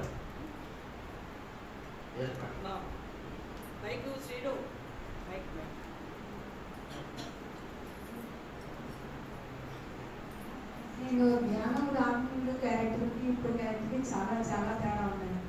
ఒక శిల్పి ఒక రాయిని ఎలాగా మలుస్తాడో రోజు రోజుకి ఆ స్ట్రక్చర్ ఎంత బాగా వస్తుందో నా లైఫ్లో నా క్యారెక్టర్ కూడా అలాగే వచ్చిందండి. చాలా అద్భుతంగా ఉన్నదండి. ఒక విషయం కాదండి, ఆవిడ చెప్పిన విషయాలన్నీ చాలా చాలా నాకు చాలా నేను ఎంత వర్క్ చేసినా కూడా ఇప్పుడు అలసిపోవడం లేదండి. శక్తి పరంగా చాలా బాగుంది. నెక్స్ట్ ఏదైనా ఒక మాట్లాడినప్పుడు కన్స్లిప్ అయిపోయేదాన్ని ఒక కస్టమర్ దగ్గర. ఈ రోజు నాడు కస్టమర్ మనసులో ఏంటుందో తను బయటకు లాగుతున్నాను, నేను తర్వాత ఆలోచించి నేను మాట్లాడుతున్నాను. అది నాకు చాలా లాభపడింది. ఇంకొక విషయం ఏంటంటే కోపం వచ్చేదండి నాకు ముందు. ఇంతకుముందు ఆవేశం కోపం ఎక్కువగా ఉండేది, అది చాలా తగ్గిపోయిందండి.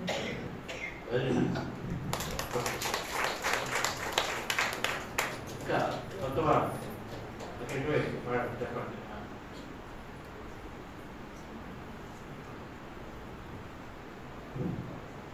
నమస్తే సార్. అసలు ఇక్కడికి వచ్చాక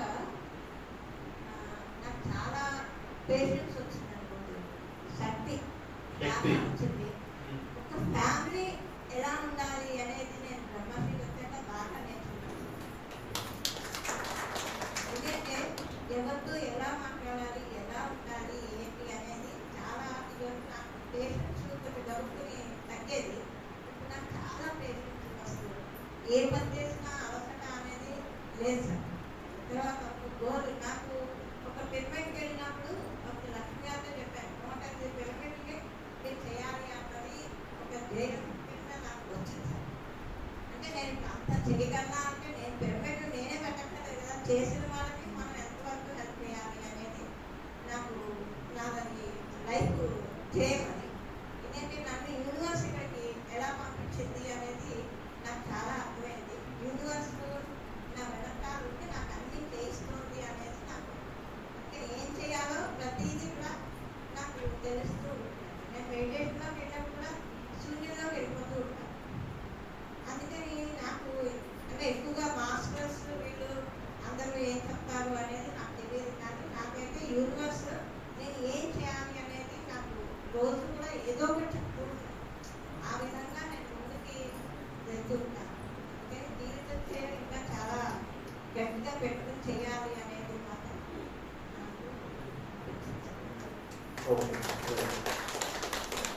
లాస్ట్ వన్ మేడం మీరు చెప్పండి. చివరి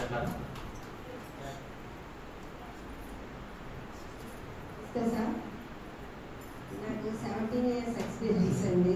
నేను ధ్యానంలోకి వచ్చిన తర్వాత ముందు టైం సెన్స్ బాగా నేర్చుకున్నాను సార్. నెక్స్ట్ నాకు చాలా కోపం ఉండేది. స్కూల్స్కి నాకు ఒక అంబిషన్ ఉందండి. అయితే అప్పాజీ నాన్నగారు ఎప్పుడు స్కూల్ చేయనివారు. నేను ఇందాక అన్నాను కదా, మనకంటూ ఒక గోల్ ఉండాలని. నా గోల్ అయితే మాత్రం స్కూల్స్ డెవలప్ చేయాలని ఉందండి. లాస్ట్ ఇయర్ వెళ్ళాను. ఇప్పుడు కొంచెం ఎక్కువ చిన్న బ్రేక్ వచ్చింది. ఇది కూడా నా మంచిగా అనుకుంటున్నాను ఒక 6 months నుంచి. నెక్స్ట్ ఫ్యామిలీ మెంబర్స్లో ఎవరైనా నా మాట వినకపోతే ఎందుకు వినరు, నేను చెప్పింది చేయాలని ఒక ఈగో ఫామ్ అయ్యిందండి నాలో. కోపం చాలా ఉండేది. ఇప్పుడు ధ్యానం టైము, నెక్స్ట్ ఏంటంటే సజ్జన సాంగత్యం, నెక్స్ట్ ఇక్కడ నాకు ధ్యాన కుటుంబం ఎవరంటే బ్రహ్మశ్రీలో ప్రతి ఒక్కరు కూడా నాకు ఫ్యామిలీ మెంబర్స్గానే ట్రీట్ చేస్తున్నారు. నేను ఇప్పుడు ఇంట్లో కూడా వాళ్ళు నేను చెప్పింది ఇది వినకపోయినా వాళ్ళు అందుకొచ్చారు, నేను ఇందుకు వచ్చాను. నా వర్క్ నాది, వాళ్ళ వర్క్ అది. వాళ్ళని నాలా మార్చుకోవాలని మ్యాక్సిమం చాలా వరకు కూడా నేను చాలా ఎక్కువ మాట్లాడేదానండి. చాలా టైం మౌనంకే నేను మార్నింగ్ నా వర్క్ అయిందాక నేనైతే వర్క్ జ్ఞానం పెట్టుకోకుండా మంచి ఎనర్జీస్తోనే వర్క్ అంతా చేసుకుంటానండి. దాంతోపాటు నాకు యానిమల్ సర్వీస్ కూడా ఉంది. నెక్స్ట్ నేను టైం మాత్రం రేపు వెళ్దాం ప్రతిదీ లేజినెస్ తమగుణంలో ఉండేదాన్ని. లక్ష్మణ్తోనే నేను క్లాసెస్కి వెళ్ళానండి భూటాన్ని. టైం ఎలా వాడుకోవాలన్నది నాకు మొదటి గురువు ఎవరంటే నాకు లక్ష్మణ్ అనమాట. లక్ష్మణ్ ద్వారా నేర్చుకున్నాను. నేను అప్పటి నుంచి టైం సెన్స్ బాగా ఫాలో అవుతున్నానండి. లాస్ట్ ఇయర్ మాత్రం స్కూల్స్ చెప్పాను. నాకు ఇప్పటికీ కూడా 100 స్కూల్స్ టార్గెట్ ఉందండి. ఎప్పటికైనా నేను అది రీచ్ అవుతానని. సో డైలీ కూడా నేను మెడిటేషన్ ఎనర్జీ పెంచుకున్నానండి. ఇంకోటి ఏంటంటే ఇప్పుడు వాళ్ళందరూ సహకారం లేకపోతే ఇంట్లో నేను బయటికి రాలేను కనుక ప్రతిరోజు కూడా నేను చేసే ప్రతి పని నాకు ఎవరైతే హెల్ప్ చేస్తుంటారో, పండగ అవనివ్వండి, మా ఫ్యామిలీ మెంబర్స్ అవనివ్వండి, మనీ డొనేషన్ నేను చాలా వరకు డొనేట్స్ కూడా చేస్తుంటాను. వాళ్ళందరికీ ప్రతిరోజు కూడా నేను థ్యాంక్స్ చెప్తాను సార్. ప్రజెంట్ లైఫ్ ఇలా అయిపోయింది.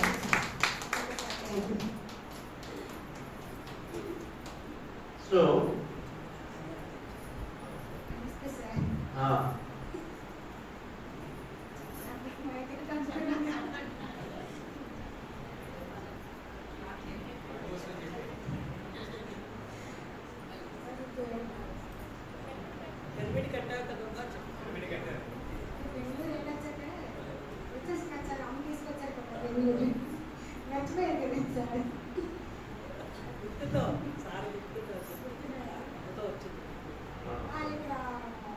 ఎక్స్పెరిమెంట్లో 3 నెలలు చేశాను అంతే కదా. అంత ముందు 6 చేశాను. చేశాక అప్పుడు 3 నెలలు చేసిన తర్వాత అప్పుడు అమ్మ బెంగళూరు తీసుకొచ్చిన ముందైతే నాకు అపోజిట్ గారు చందనారులో పరిచయం. మా చందనారు అక్కడ గగన పెయింటింగ్లో ప్రెగ్నెంట్ పెట్టి జ్ఞానం చెప్పారు. అప్పుడు ఆ నాన్నగారు పరిచయం అయ్యారు. అయితే ఇది ఎవరుకుంటే చందనారు అని అన్నాడు. చాలా తెలిసింది. అయితే అప్పుడు మళ్ళీ మాడిలో కలిసాము. నాన్నగారు అన్నారు, అమ్మ చందనారులో పెరిమెంట్ లేదు, పెరిమెంట్ కట్టాలి అని అన్నారు. నా చేతిలో ఒక బుక్ పెట్టి చెప్పారన్నమాట. అయితే నేను అలాగే చెప్పి పెట్టేశాను. అయితే అప్పుడు నాకు తెలియలేదు కట్టాలి అని. స్నానం ఉంటాను అయితే డబ్బులు కూడా ఇస్తాను అన్నారు. ఇప్పుడు కట్టాను. బెంగళూరు అమ్మ తీసుకొచ్చిన కదా 5 సంవత్సరాల్లోనే నేను 20 వచ్చి జ్ఞానం చేసేదాన్ని. అప్పుడు నాకు తినడానికి కూడా ఎవరో పనులు ఇచ్చేవారు. వాళ్ళ జ్ఞానంలో చివరి అప్పుడు ఇక్కడ పెరమెంట్ కూడా చేస్తే అలాగే గురువులకు పనులన్నీ తెచ్చిన పెడుతున్నాను తినమని. ఇక్కడ కట్టే పేమెంట్ కెట్టాను సార్. ఇక్కడ చందనారు నాకు ఇచ్చిన మాట నిలబెట్టాను. నిలబెట్టలేకపోతే ముందుగా బాధపడ్డాను. అయితే నేను నాకు ఒకే పవన్ సార్ యాక్సిడెంట్ ఇదైపోయాను జాబ్ పెట్టేటప్పుడు. అయితే నాకు మంచి జరగలేదు కదా అర్థమలేదా.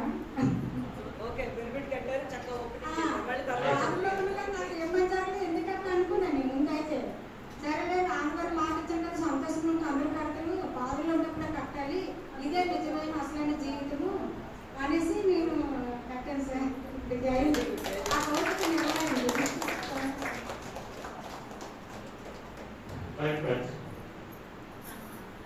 ధ్యానం ద్వారా మనం ఒక సరైన అవగాహనలోకి వస్తాం. అవగాహనలోకి రావాలి. ఒక శాస్త్రీయ స్పిరిచువల్ సైంటిఫిక్ టెంపర్మెంట్ అంటాం.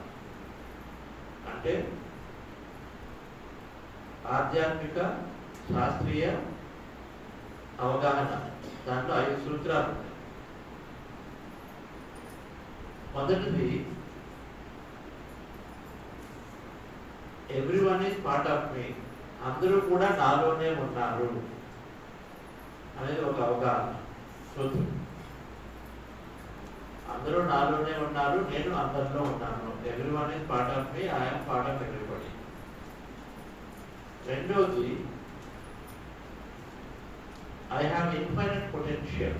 నాలో అనంతమైన శక్తి ఉంది అనేది రెండో సూత్రం.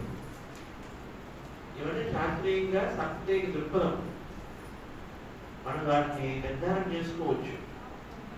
మూడవది నా ఆలోచన ద్వారా నాలోని అనంతమైన శక్తిని నేను నిరసించగలుగుతున్నాను. I create all this potential through my thought. మొదటిది ఏంటి? నాలో అంతా నేనే అంతా, నాలో అందరూ అందరిలో నేను. రెండవది, నాలో అనంతమైన శక్తి ఉంది. నేర్చుకోవడం ముందు నాలో అనంతమైన శక్తి ఉంది. మూడవది, నా ఆలోచన ద్వారా ఈ శక్తిని, ఈ పొటెన్షియల్ని నేను పూర్తిగా నివసించగలుగుతున్నాను. నాలుగవది, అందరికీ సమృద్ధి ఉంది. అంతా సమృద్ధి ఉంది. అంతా సమృద్ధి ఉంది. There is abundance for everyone. అందరికీ అంటే అందరిలో నేను కూడా సమృద్ధి ఉంది. ఐదవది, ఒక శక్తి మనకి నిత్యము సహకరిస్తుంది మన జీవితంలో. ఒక శక్తి ఉంది. There is some higher intelligence helping మీ.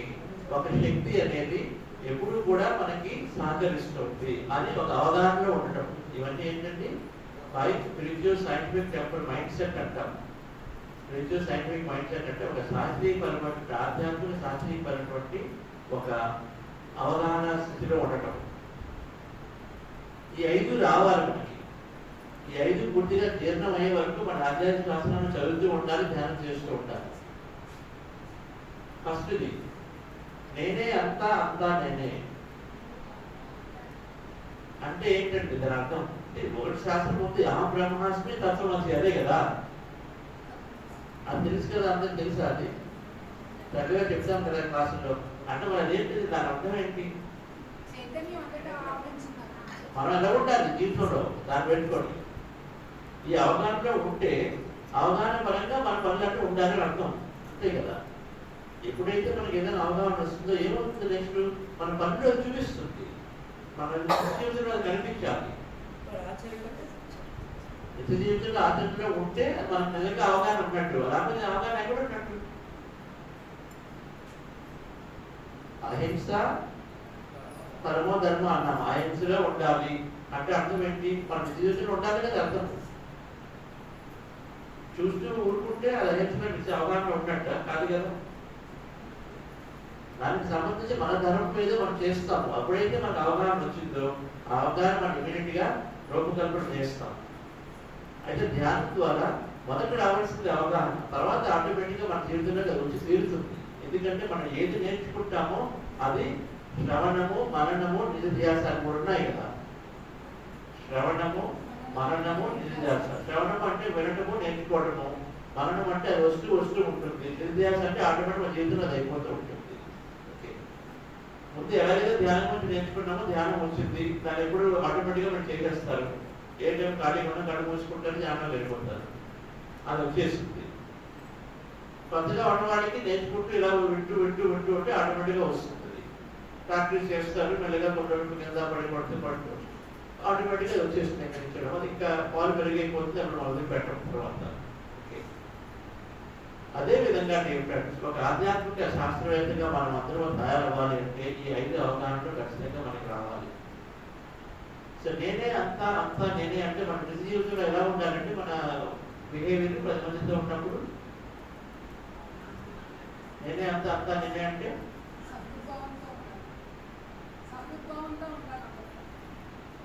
మనము అందరి గురించి, అందరూ మనలోనే ఉన్నారు కదా.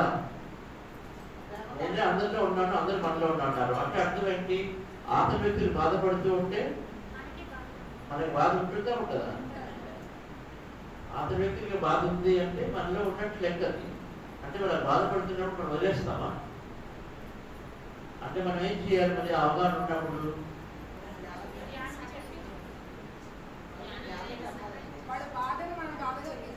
వాళ్ళకి ఏం చేయాలి? ఆ వాడికి మనకి ఎందుకు పోయింది? మనకు కూడా ఉండేవి కదా ఈ బాధలు. ఇప్పుడు మనకున్న బాధలు ఎలా పోయాయి? మనకి దేని ద్వారా మన బాధ పోయిందో మనం వాళ్ళకి ఇవ్వాలి. అన్నిటికీ ధ్యానం ఆశ్రయించలేకండి. ధ్యానం ఆశ్రయం ఎక్కడ చేయలేదు.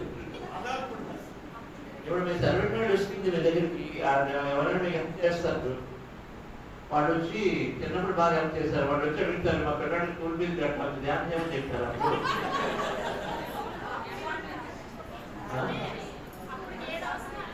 అది.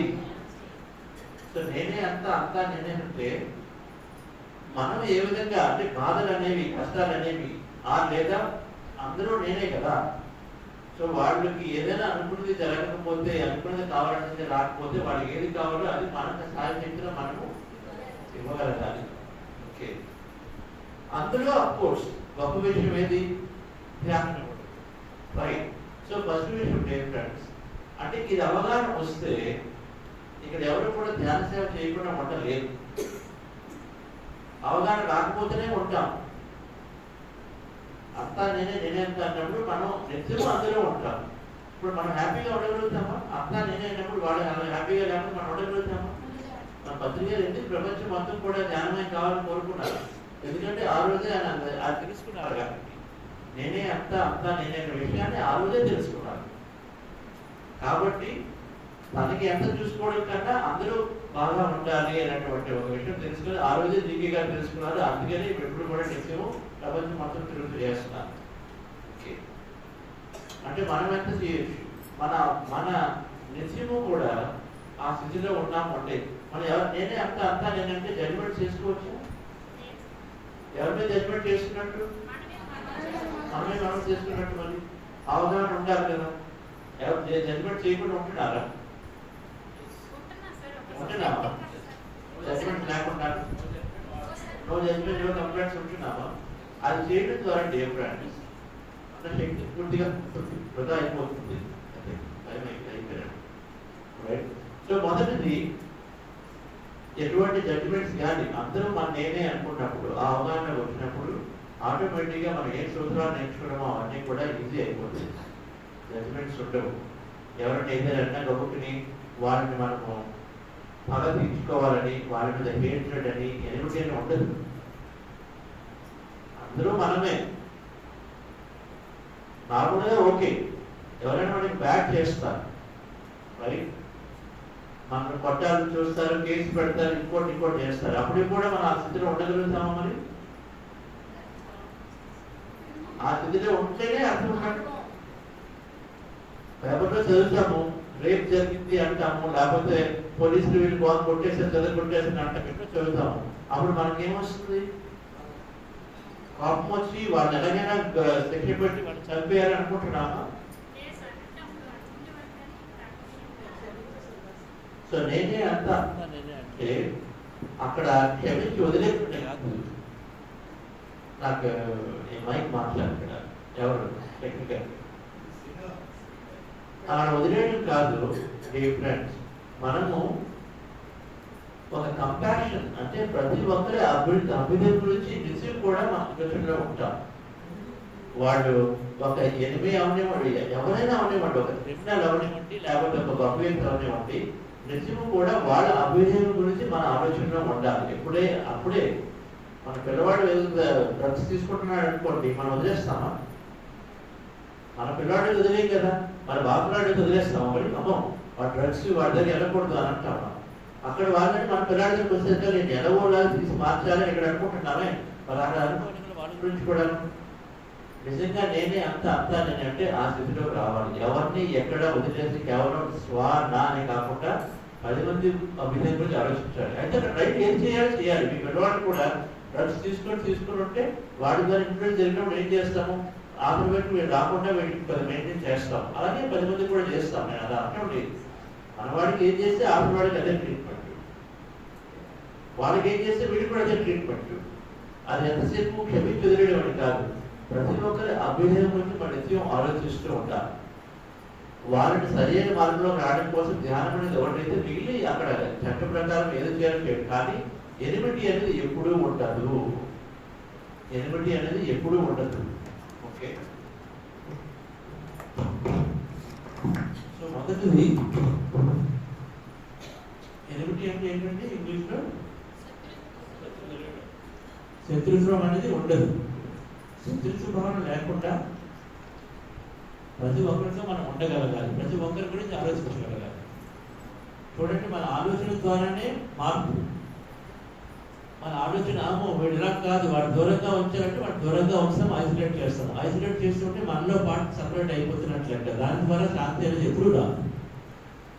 వాడు కూడా ఖచ్చితంగా ఏదో ధ్యానం నేర్చుకొని కొద్దిగా బాగుంటారులే, వాడు ఎంత చెత్త పని చేస్తున్నటువంటి కానీ వాళ్ళు కూడా ధ్యానం చేసుకొని బాగుపడాలి అనేటువంటి ఒక అద్భుతమైనటువంటి ఇంటెన్షన్లో మనం ఉండగలగాలి.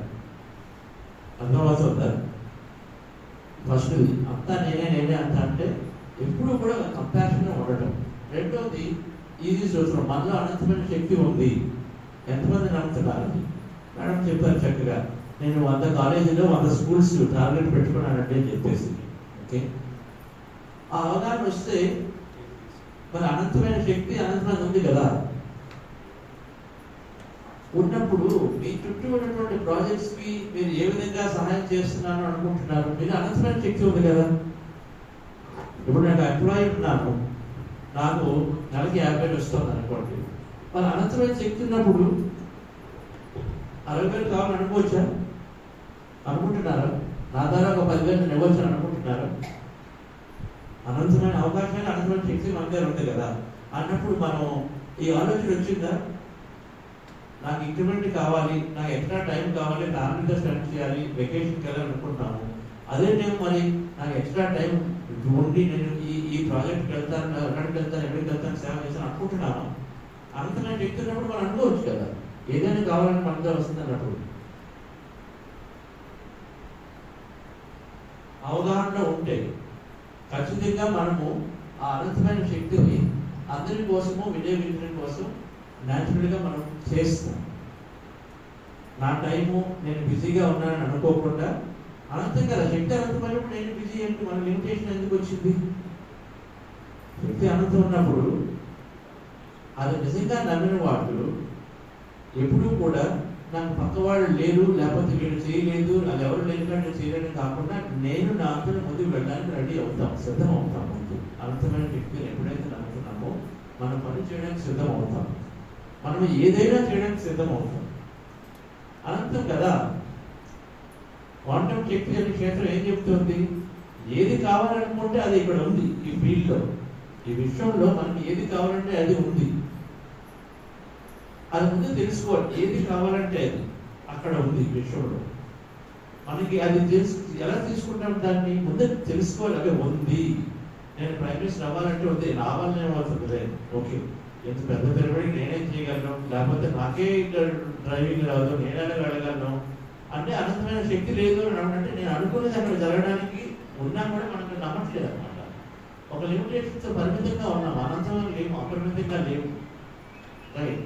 సో మొదటి అవగాహన ఏంటంటే ఈ అవగాహన ఉన్న వాళ్ళు ఎప్పుడు కూడా ఇది నా వల్ల కాదు, నేను చేయలేను, నేను తెచ్చుకోలేను, ఈ రోజు నా పరిస్థితి కాబట్టి పరిస్థితులు కానీ కాలాన్ని కానీ ఎప్పుడు కూడా వాళ్ళని దృష్టిలో పెట్టుకోరు. స్ఫూర్తి వస్తే ఆటోమేటిక్గా చేస్తారు అంతే. కనీసం చేయాలి, నేను చేయగలను అనుకుంటాను, అంతవరకైనా ముందు ఉండాలి. ఎందుకంటే ప్రతిదీ కూడా ఆలోచన ద్వారా జరుగుతూ ఉంటుంది. ఆలోచనలో నేను చేయలేని అనుకుంటే అది ఏ రోజు కూడా దాంట్లో రాదు. కాబట్టి అనంతమైన శక్తి ఉన్నవాళ్ళు ఎక్కడ కూడా మైండ్లో లిమిటేషన్ ఉండకూడదు, ఉండదు. మూడోది, ఈ శక్తి ఈ అనంతమైన ఉండదాన్ని నేను ఎలా మన చేతిలోకి వస్తుంది? మన ఆలోచన ద్వారా. మన ఆలోచన ద్వారా వస్తుంది అన్నప్పుడు డిఫరెన్స్. మనము దేనికి కూడా వెనుకాడం, ముందుకు జంప్ చేస్తాం. మన ఆలోచన ఉంది కదా, నిజము ఆలోచన చెక్ చేసుకుంటూ ఏదైనా మన దగ్గరికి మనం అనుకోనిది వచ్చింది అంటే అది నా ద్వారా వచ్చింది కదా, అవునా కదా? అది ఏ రోజు ఎవరి ద్వారా రాదు. అనుకోనిది వచ్చినా నా ద్వారా, నా హెల్త్ పాడైపోయింది, ఎవరి ద్వారా వచ్చిందంటే అది మన ద్వారా వచ్చింది. ఎందుకంటే ఆలోచన ద్వారానే వాస్తవం. అయితే అయ్యో వచ్చిందని బాధపడము, కానీ నా ఆలోచన ద్వారా వాస్తవం కాబట్టి వెంటనే దాన్ని మార్చుకోవడానికి ముందుకి ఒక స్టెప్ వేస్తాం. అవేర్నెస్ ఇది ఎప్పుడు పూర్తిగా అర్థమైనప్పుడే నా ఆలోచన ద్వారా ఈ అనంతమైన శక్తిని నిత్యము నా జీవితంలో తీసుకోగలని ఒక అవగాహన ఉన్నప్పుడు ఏ రోజు కూడా ఇంకొక వ్యక్తి మీద కంప్లైంట్ అనేదే ఉండదు. అనంతమైన శక్తి ఉన్నది అని తెలుసుకున్నప్పుడు ఏది నేను చేయలేను అనే నిస్సహాయత ఉండదు. ఎప్పుడైతే ఆలోచన ద్వారా నాకు నేను తీసుకుంటా అన్నప్పుడు మనం ఏది చేయడానికి వెనక్కి ఆడకుండా ముందుకు వెళ్తాం. ఎందుకంటే అంతా నా చేతిలోనే ఉంది కదా, నేను అనుకుంటేనే జరుగుతుంది. అందుకని చెప్పేసి మనం ఎప్పుడు అనుకోవడం మొదలు పెడతాం. అదే పత్రికలు చేస్తారు, నిత్యము ఆయన పెద్ద టీవీ ఛానల్ కావాలన్నారు అనుకున్నారు. ఎప్పుడు కూడా ఇక్కడ అక్కడ ఈషా లేదు, బ్రహ్మకుమారిస్ లేదు, లేకపోతే బ్రహ్మకుమారిస్ ఉందనుకోండి అక్కడ ఆటోమేటిక్ లేదు, ఎవరికి లేవు ఛానల్స్ కూడా ఆయన అనుకున్నాను కావాలని. ఎందుకంటే ఆయన నిజంగా బిలీవ్ చేశారు కాబట్టి మనలో ఉంది, అది వస్తుంది అనుకున్నాను. ఎన్నో పిరమిడ్లు కావాలంటే వస్తూనే ఉన్నాయి, మనం కూడా అనుకుంటున్నాము ఈ రోజు కాబట్టి అది వస్తుంది. కానీ ఫస్ట్ అనుకోవడం అనేది అనంతమైన శక్తి ఉందని అనుకోవడం వస్తుంది. మన పరిస్థితికి సంబంధం లేదు ఫ్రెండ్స్. ఇది శాస్త్రీయ దృక్పథంని ఆటోమేటిక్గా జీవితంలో ఇంప్లిమెంట్ చేస్తారు. ఈ దృక్పథాన్ని బాగా అర్థం చేసుకుంటే మన పనులు కూడా అలా వచ్చేస్తారు ఆటోమేటిక్గా. మన మాటలు అలా ఉంటాయి, మన లక్ష్యాలు అలా ఉంటాయి. ఇప్పుడు అనంతమైన శక్తి ఉంది. మన ఆలోచనలు వచ్చినప్పుడు చూడండి, ప్రతి ప్రాజెక్ట్కి మనం హెల్ప్ చేయగలము. ధ్యానం నిజంగా చేయించాలనుకుంటే మనం చేయగలము, ఎందుకంటే మనలో అనంతమైన శక్తి ఉంది. కాబట్టి మనం ఊహిస్తే అది అవుతుంది. ఈరోజు నాకు 5,000 వస్తుంది, నేను అదే అనుకున్నాను. మా కంపెనీ కానీ సక్సెస్ అయితే నేను ఖచ్చితంగా ఎన్నో లక్షలు నేను ఈ పిరమిడ్కి వెళ్దామని అనుకున్నాను, ఊహించాను. నేను దాన్ని ట్రై చేసుకున్నాను, అది జరిగింది. అది ఇస్తూనే ఉన్నాడు. ఎంతోమంది చేస్తున్నారు ఆల్రెడీ, ఎంతోమంది చేస్తున్నారు. ఒక చిన్న ఆలోచన కావాలి. నాకు 50,000 వస్తే నెలకి నేను అద్భుతంగా ఊహించండి, నేను ఎంత ఊహిస్తే అంత. నేను ₹1,00,000 సంపాదించుకుంటాను, నేను దీన్ని 10 మందికి ఇస్తానని ఒక ఊహతో ఉండగా ఆ ఊహ దాటాలంతే. అది మనం దాటలేము. ఎందుకు 4 వల్ల అవుతుందా? ఎప్పుడు కూడా చుట్టుపక్కల మా కంపెనీ గవర్నమెంట్ 10% ఇస్తుంది, 5% ఇస్తుంది, ఇవ్వదు. మనకు గవర్నమెంట్లో డబ్బులు లేవు, వాళ్ళకి ఇస్తారు. ఇలాగో మా ఎక్కడెక్కడ మనం కంట్రోల్ చేసుకుంటాం. అంటే మన అనంతమైన శక్తి ఉందని నమ్మట్లేదు, మన ఆలోచన మనకు వస్తుందని కూడా అవగాహన లేదు. ఆ రెండు లేవు. ఎప్పుడైతే ఇలా ఆలోచిస్తున్నామండి ప్రతి ఒక్కరు కూడా నేను జాబ్ చేస్తేనే నేను డబ్బులు ఇవ్వగలుగుతాను అన్నవాళ్ళు అది కూడా లిమిటేషన్లో ఉన్నట్టే. నేను జాబ్ చేయట్లేదు కదా, అందుకని నేను ఒక ఫ్యామిలీ వైఫ్ని కదా, నాకు చిన్నపిల్లలు ఉన్నారు కదా, అందుకని నేనే బయటకు వెళ్ళాలంటే లిమిటేషన్ ఉన్నట్టు. అంటే నమ్మట్లేదు. నాకు అనంతమైన అవకాశాలు ఉన్నాయి, అది నేను ఆలోచన ద్వారా తెచ్చుకోగలను, నమ్మట్లేదు కాబట్టి జరగదు. కానీ ఈ పూర్తిగా అవగాహన ఉన్నవాడు అలాగ ఆలోచించాడు. నేను పిల్లలతో ఎందుకున్నాను, అది నా బాధ్యత కాబట్టి ఉన్నానని చూస్తారు. కానీ నేను పిల్లలతో ఉన్నాను కాబట్టి నా వల్ల ఏం జరగదు చూడు. వాళ్ళ ద్వారా ఏదైనా చేయాలని ఒక దృఢ నిశ్చయం వస్తే ఆటోమేటిక్గా అది కూడా ఊహించుకుంటాయి. ఎంతమంది అన్నారు ఇక్కడ చిన్నపిల్లలు ఉండగా చక్కగా ఊహించి బయటకు వచ్చి కానీ లేకపోతే ఇంటి నుంచి కానీ చక్కగా సేవ చేస్తారు. వాళ్ళు ఉన్నారు ఇక్కడ చిన్నపిల్లలతో